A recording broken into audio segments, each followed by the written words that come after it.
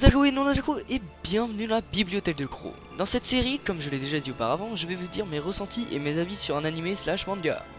Aujourd'hui, bande de petits chenapans et de vénards, je vais vous dire mon avis sur Zetsuen no Tempest. Alors, qu'est-ce que c'est? Alors, Zetsuen no Tempest, qu'est-ce que c'est? Ça a été scénarisé par Kiyoshiro Daira, dessiné par Airi Desano et Rein Saizaki.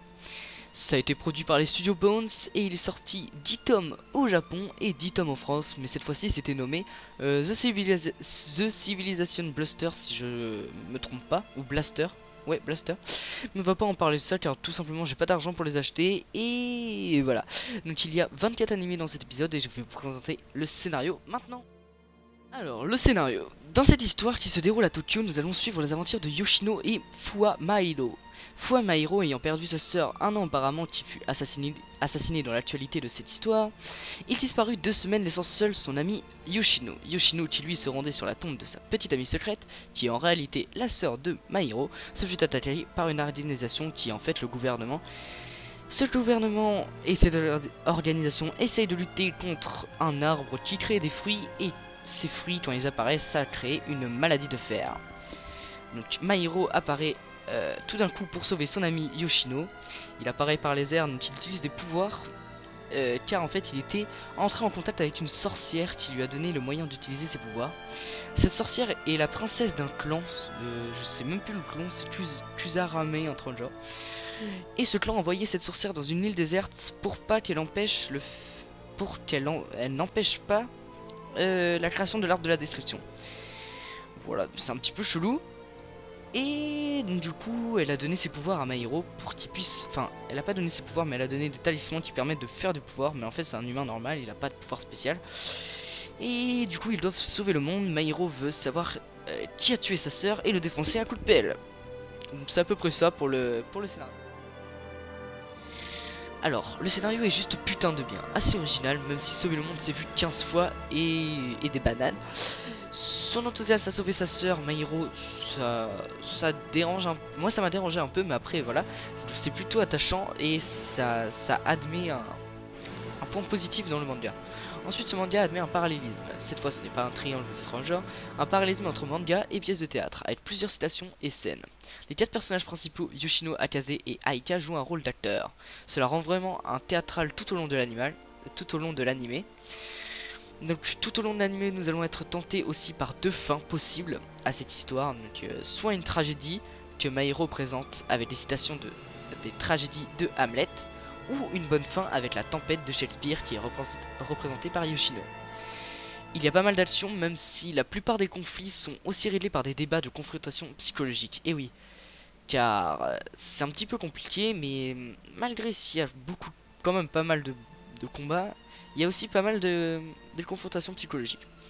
On peut avoir 3 épisodes de confrontation psychologique, ça a l'air ennuyant quand on le dit comme ça, mais c'est juste génial, car tu ne fais pas que regarder l'animé. On te le raconte et 2 clans s'offrent à toi, comme je l'ai dit tout à l'heure. Soit tu rejoins la vie de Mahiro, qui est la tragédie, ou tu rejoins la bonne fin de Yoshino.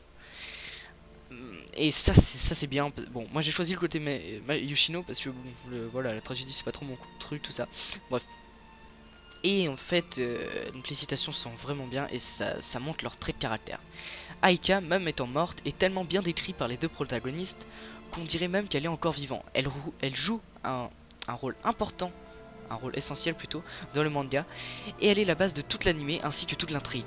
Comme vous l'aurez compris, ce manga est fait pour réfléchir, c'est une très très bonne chose, car même si certains vont peut-être pas aimer, c'est obligé que vous allez vous attacher aux personnages, car ils sont vraiment très très très bien décrits, et ça montre, enfin comment dire, les combats psychologiques vous montrent que même sans pouvoir, ils peuvent faire quelque chose de très très fort. Et ça, c'est vraiment génial. Donc il y a 2 parties dans cet animé. C'est pareil, je crois, peut-être en 15-15 encore, je pense, je suis pas sûr. Donc les méchants qui l'affrontent dans le premier épisode deviennent en fait les gentils. Et ça, c'est vraiment cool, parce que ça fait du tout le changement d'histoire, comme si les méchants et les gentils s'allient pour un autre méchant. Et ça, c'est cool. Donc moi, mon personnage préféré, c'est Akaze. Pourquoi? Parce qu'elle a plein de pouvoirs classe et elle est super attachante. Et ça, c'est vraiment très cool. Mais il y a juste un tout petit problème, parce que dans la première partie, elle est plutôt classe, dans son île déserte, un peu seule. Et dans la deuxième partie, elle est un petit peu plus fragile, mais bon, je ne dirai rien pour pas de spoil. Même si elle est quand même super attachante et voilà. Donc aussi il y a un tout petit truc qui fait que le manga est un petit peu moins bien, c'est que ça finit 12 secondes trop tôt et vous verrez pourquoi si vous regardez le manga. Vraiment je vous le conseille à tous, c'est un putain de manga. Maintenant je vais vous parler des OST. Les OST nous plongent bien dans les intrigues, dans la scène, dans les moments d'amour, les moments de confrontation, de réflexion, ils sont parfaites. Les OST sont intenses, limite tu es en train de suer pour eux dans les moments ok non c'est chelou, j'arrête.